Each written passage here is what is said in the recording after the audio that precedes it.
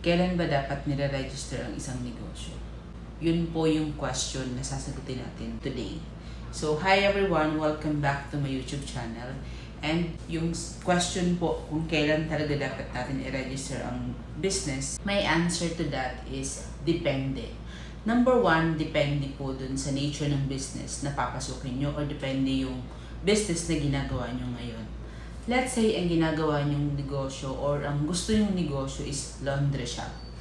May mga naririnig kasi ako na dapat i-register mo siya pag kumikita na. So let's say laundry shop ang napili mong negosyo. Hindi mo pwedeng sabihin na i-register mo siya pagka kumikita na. Kasi sa laundry shop, yung ROI niya nasa 1 year to 2 years eh. So kailan mo siya i-register pagka nag 2 years na? Hindi naman pwede kang mag-operate ng walang business permits. So, kaya ako sinasabi na depende po. Kasi hindi ito mag-a-apply sa lahat ng negosyo na gusto nating pasukin. Kaya ako, I really want to address it kasi hindi ko naman po sinasabi na i-register natin lahat ng negosyo natin gustong pasukin.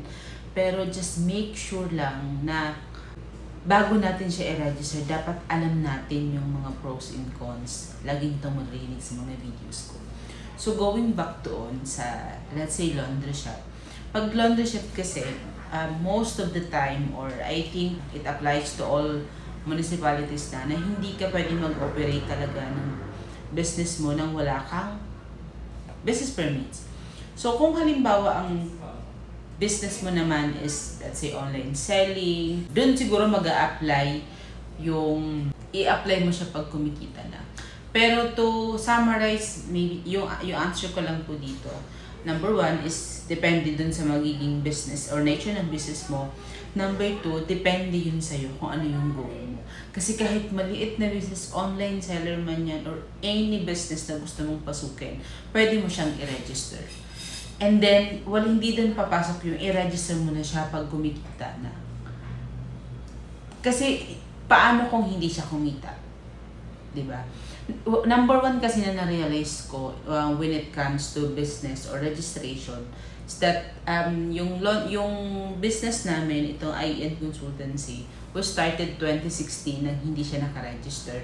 And then siguro yung yung client namin dito is 4, 5, 6, ganyan lang siya. Then, yung sister ko, in-encourage niya ako na, sabi niya sa akin, sabi niya, mas maganda yung business mo na yan, i-register nyo na. Mas magiging accountable ka. Mas magiging responsible kayo dyan lahat. Magtutuloy-tuloy yung mga customer nyo dyan. At kayo mismo, mararamdaman nyo na, okay, since may responsibility na kayo, dahil business, ako mag-registered na yung business. Kumbaga, mas mapipilitan tayong kumilos. And yun talaga din yung nangyari. Since 2020, na-register namin siya ng 2020 Feb. And then up to now, talagang yung clients namin, more than hundreds na. And yun yung nakakatawa. But it will not apply to all naman. So, ang sa akin siguro, tanongin niyo muna yung sarili niyo, bakit kayo nagbe-business? Kasi number one doon na reason is gusto natin kumita ng pera. But mas magandang mas may malalim tayong dahilan. Kasi yung pagbe-business halimbawa nun, definitely meron tayong sinasagot na problema or meron tayong demand na pinupunuan. Depende kung ano yung business or ano yung products na gusto nating ibenta sa market. So let's say, kami sa IN Consultancy, ang gusto naming solusyonan na problema is yung mga gustong mag-business na wala pa silang masyadong idea, wala silang time na gawin yung accounting side nila or anything na related sa business. Pwedeng kami ang gumawa ng setting up ng business. And then ako, ang goal ko dito is to really help entrepreneurs talaga build their business. Pag alam kasi natin yung goal natin, ano yung direction natin, mas madali sa atin mag-offer talaga. As in, mas madali natin gawin yung negosyo. Ikaw po na nakakapanood nito, may plano kang magnegosyo, pero hindi ka sigurado kung gusto mong i-register na, una mong isipin kung ano muna yung negosyo na yun na iisip mo.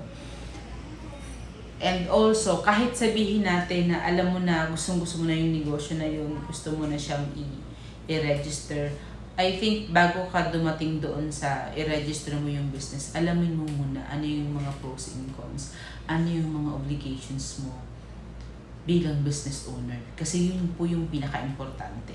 With the registration kasi, ang bilis lang naman siya gawin. I'll tell you guys, sobrang bilis lang talaga niya gawin, pero yung obligations nyo after the registration, yun yung medyo mas kailangan natin makabisado. And kung wala tayong idea kasi, kailangan may someone na tutulong sa inyo or mag-guide sa inyo para talagang hindi tayo magkamali. Kasi again, with my previous vlogs, sinasabi ko lagi na ang kapalit po nun is penalty. Ayaw natin na mangyari yun sa atin. And also, magkakaroon tayo ng bad record sa mga government agencies kung saan tayo registered. So, madami naman pong vlogs or videos na mapapanood nyo sa YouTube na pwede kayong mag-search ano yung mga step-by-step procedure para makapag-register ka ng business, ano yung mga pros and cons. Paulit-ulit ko lang din po yun na sasabihin sa inyo dahil yun po talaga yung dapat nating malaman para talagang magkaroon tayo ng maayos na foundation sa pag-build natin ng business natin. Again, kung ready na kayong mag-business or ready na po kayong i-register yung negosyo nyo, dapat na-anticipate nyo na yung mga possible problems na may encounter nyo. Yun yung pinaka-importante po dito. Hindi ko po ini-encourage na lahat ng business is mag-register kayo or lahat ng gusto nyong pasukin na negosyo is mag-register kayo. Alamin nyo muna kung for me kung pwede naman mag-operate kayo nang hindi kayo rehistrado at kumikita at hindi kayo ma-question ng government, and that's okay. Pero kung halimbawa naman na nag-ooperate kayo then hindi kayo registered tapos nasulatan kayo or napadalan kayo ng letter na i-register nyo, that's the time na i-register nyo. But again, babalik ka pa rin dun sa alamin mo muna kung ano yung mga dapat gawin or gagawin mo after the registration. Kasi yun po yung mga hindi natin nakikita.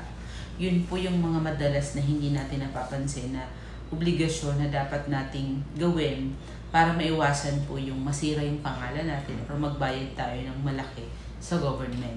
Kasi hindi po pwedeng i-rason natin sa government na hindi namin yan alam Hindi ko naman yan alam basta ako lang nagnegosyo. Kaya nga po, bago natin siya gawin, dapat talagang malaman po natin. So, yun. If you have questions naman, you can search po yung mga videos ko na marami doon kung paano yung registration, why registration is important.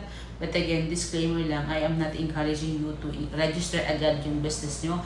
But mas ini-encourage ko kayo na mas alamin nyo yung mga obligations nyo as a business owner. That's all for today, and thank you so much again for watching, and please don't forget to subscribe and click the notification bell para lagi po kayong updated sa lahat ng videos na ina-upload ko tulad nito.